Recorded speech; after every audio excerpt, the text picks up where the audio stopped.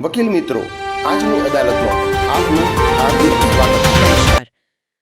कभी कभी सरकार एक बड़ा ऐलान करती है जो सुनने में बहुत अच्छा और आधुनिक लगता है, पर उसके बाद एक अजीब सी खामोशी छा जाती है। आज हम एक ऐसी ही पहेली को सुलझाने की कोशिश कर रहे हैं जो भारत के हजारों नोटरी प्रोफेशनल से जुड़ी है। जी, ये कहानी एक सरकारी नोटिस से शुरू होती है, लेकिन असल में ये डिजिटल इंडिया के सपने और उसकी जमीनी हकीकत के बीच के फासले को दिखाती है। ये सिर्फ एक नियम बदलने की बात नहीं है, ये उससे कहीं ज्यादा गहरी है। बिल्कुल।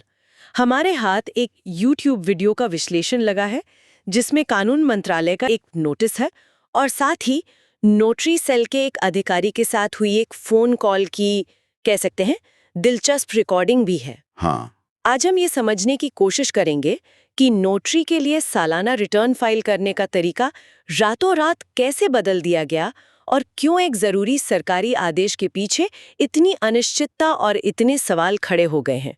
चलिए इस मामले की परतें खोलते हैं। हाँ, और देखते हैं कि जब कोई नीति कागज पर बनती है और जब उसे असल दुनिया में लागू किया जाता है तो उसके बीच क्या-क्या खो जाता है। तो चलिए शुरुआत करते हैं उस सरकारी नोटिस से जिसने ये सारी हलचल मचाई। 23 दिसंबर को कानून और न्याय मंत्रालय एक नोटिस जारी करता है। ऊपर से देखने पर तो ये एक बहुत ही सीधा साधा और प्रगतिशील कदम लगता है ना? हाँ, पहली नजर में तो ये बिल्कुल वैसा ही लगता है। नोटिस में साफ-साफ लिखा है कि साल 2025 से भारत सरकार द्वारा नियुक्त सभी नोटरी को अपने वार्षिक रिटर्न सिर्फ और सिर्फ ऑनलाइन भरने होंगे। अच्छा, सिर्फ ऑनलाइन? जी, इसे notary.gov.in पोर्टल के जरिए जमा करना होगा। फिजिकल यानी कागजी कॉपी भेजने का जो पुराना तरीका था, जो दिल्ली भेजना पड़ता था। हाँ वही, उसे पूरी तरह से खत्म कर दिया गया है। अच्छा, तो ये ऑनलाइन सिस्टम लाने की जरूरत ही क्यों पड़ी? मतलब क्या पुरानी कागजी व्यवस्था में कोई बड़ी दिक्कतें थी, जैसे रिकॉर्ड रखने में परेशानी? ये एक बहुत ही जरूरी सवाल है।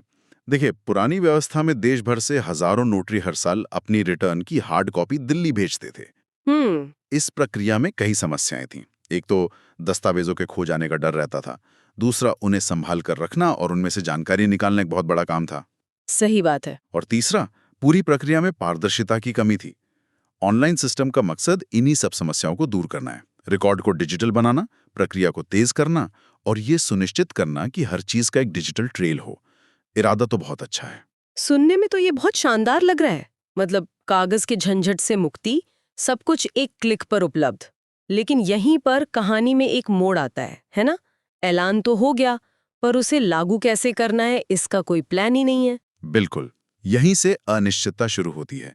नोटिस में ये तो बता दिया गया कि क्या करना है, यानी ऑनलाइन फाइलिंग, लेकिन कैसे करना है इसकी कोई जानकारी नहीं दी गई। ऑनलाइन रिटर्न जमा करने की जो विस्तृत प्रक्रिया होती है, जिसे हम SOP यानी स्टैंडर्ड ऑपरेटिंग प्रोसीजर कहते हैं, वो अभी तक आई ही नहीं है। वो अभी तक जारी ही नहीं की गई है। ये तो कुछ ऐसा हुआ कि आपको एक नई कार चलाने के लिए कहा गया है, लेकिन उसकी चाबियां या मैनुअल अभी तक नहीं दिए गए। ये उपमा अच्छी है, लेकिन मैं कहूंगा कि ये स्थिति उससे भी ज्यादा खराब है।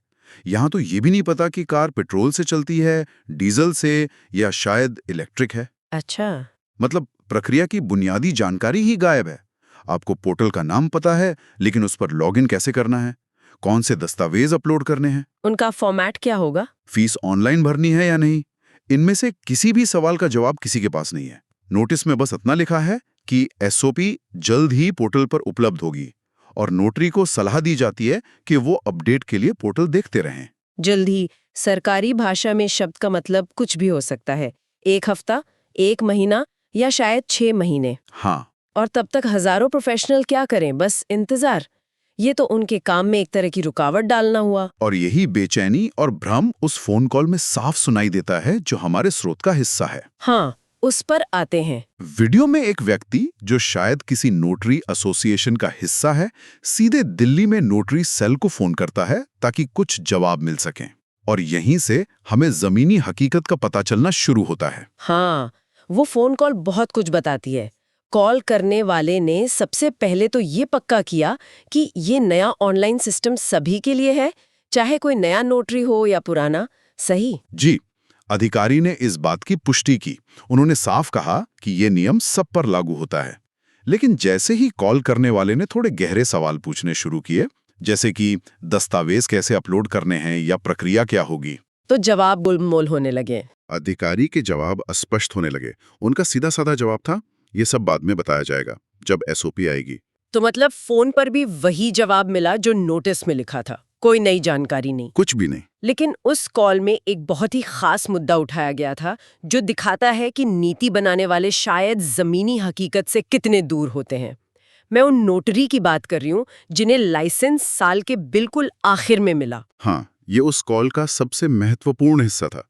कॉल करने वाले ने एक बहुत ही व्यवहारिक समस्या उठाई।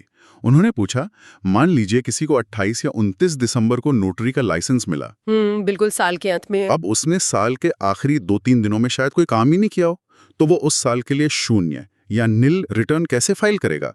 क्या पोर्टल में इसका कोई प्रावधान होगा? ये तो बहुत ही वाजिब सवाल है। मैं सोच रही थी, ये सिस्टम तो हजारों लोगों के लिए बना है, क्या इसमें ऐसे लोगों के बारे में भी सोचा गया है जो शायद साल के आखिरी हफ्ते में नोटरी बने हो? उनका क्या होगा? और फोन पर मौजूद अधिकारी का जवाब इस पूरी स्थिति का सार है। क्या कहा उन्होंने? उनके पास इस सवाल का कोई जवाब नहीं था। उन्होंने कहा, मुझे इसके लिए अपने सीनियर से पूछना पड़ेगा।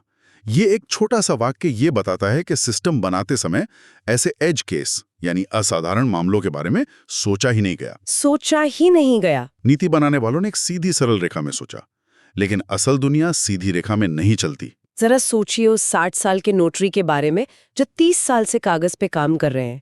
उनके लिए ये बदलाव कितना बड़ा और डरावना हो सकता है। बिल्कुल। उन्हें ना सिर्फ एक नई तकनीक सीखनी है, बल्कि उन्हें ये भी नहीं पता कि सीखना क्या है और कैसे है।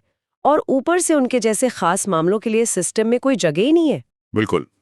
ये सिर्फ एक तकनीकी मुद्दा नहीं है, ये एक मानवीय मुद्दा भी है। जब आप हजारों लोगों को प्रभावित करने वाला कोई बदलाव लाते हैं, तो आपको हर तरह की परिस्थिति के लिए तैयार रहना पड़ता है। सही बात है। ये फोन कॉल दिखाती है कि तैयारी में कितनी बड़ी कमी है। घोषणा और कार्यान्वयन के बीच एक बहुत बड़ी खाई है। और ये खाई सिर्फ प्रक्रिया को लेकर नहीं है, बल्कि संवाद को लेकर भी है। यहीं पर फोन कॉल का दूसरा हिस्सा और भी दिलचस्प हो जाता है। हाँ। जब सिस्टम लाइव होगा तो लोगों को पता कैसे चलेगा? हाँ, जब कॉल करने वाले ने पूछा कि उन्हें यह जानकारी कैसे मिलेगी कि पोर्टल अब काम करना शुरू कर चुका है, तो अधिकारी का शुरुआती जवाब हैरान करने वाला था। क्या? उन्होंने कहा, आप लोग फोन करके पता कर सकते हैं। 1 मिनट, क्या सच में? मतलब देश के हजारों नोटरी व्यक्तिगत रूप से दिल्ली के एक दफ्तर में फोन करके पूछेंगे कि सर सिस्टम चालू हुआ या नहीं? यही उन्होंने कहा। ये तो मजाक लग रहा है। ये कोई सिस्टम नहीं है, ये तो अराजकता को खुला न्योता देना है। उस दफ्तर की फोन लाइन तो पहले ही दिन जाम हो जाएगी। सही कहा आपने।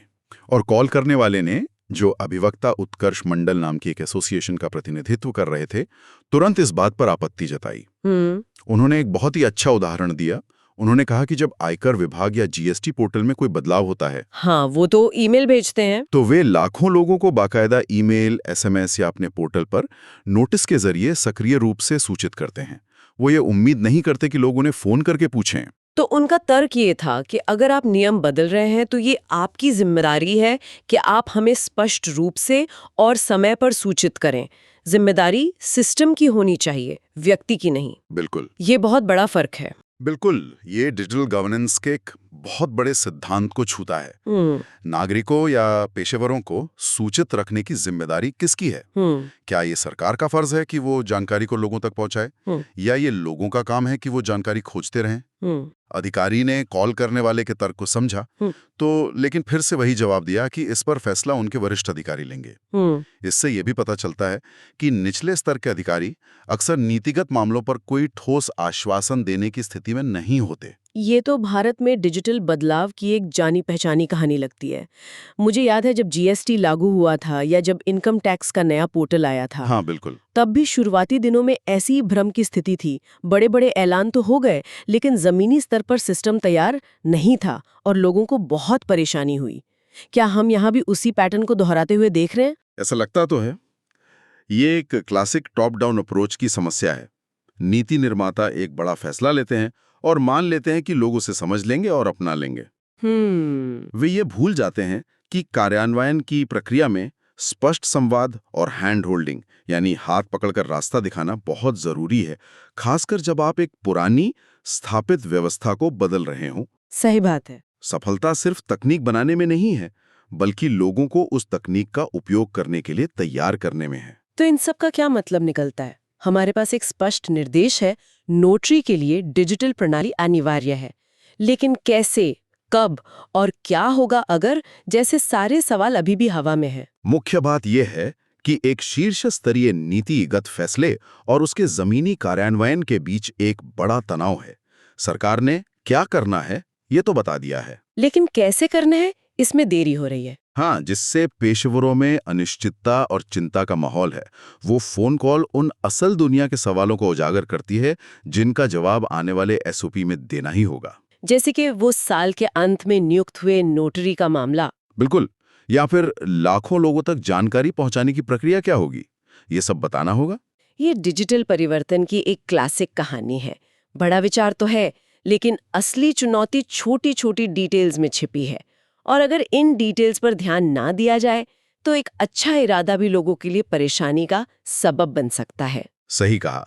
और ये सिर्फ नोटरी की बात नहीं है, ये किसी भी क्षेत्र में हो सकता है जहां एक पारंपरिक कागजी प्रक्रिया को अचानक पूरी तरह से डिजिटल कर दिया जाता है।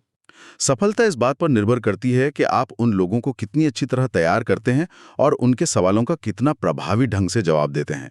वरना होता यह है कि लोग सिस्टम को अपनाने की बजाय उससे बचने के रास्ते खोजने लगते हैं। तो कुल मिलाकर हम एक ऐसे मोड़ पर खड़े हैं जहां इरादा तो भविष्य की ओर देखने का है, लेकिन तरीका अभी भी पुराने ढर्रे पर चल रहा है, जहां संवाद एक तरफा होता है। बिल्कुल।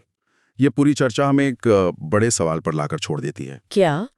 डिजिटल गवर्नेंस के इस युग में यह सुनिश्चित करना किसकी जिम्मेदारी है कि सूचना अंतिम व्यक्ति तक पहुंचे? यही आज का अंतिम विचार है। क्या ये एक व्यक्ति का काम है कि वो बदलावों के बारे में पता लगाने के लिए लगातार सरकारी वेबसाइटों को खंगालता रहे और दफ्तरों में फोन करता रहे? या ये सिस्टम का काम है कि वो तकनीक का इस्तेमाल करके जानकारी को प्रभावी और सक्रिय रूप से हर उस व्यक्ति तक पहुंचाए जो उससे प्रभावित होता है? सही। ये सवाल सिर्फ नोटरी के लिए नहीं है, ये हम सब के लिए है जो एक डिजिटल होते भारत में जी रहे हैं।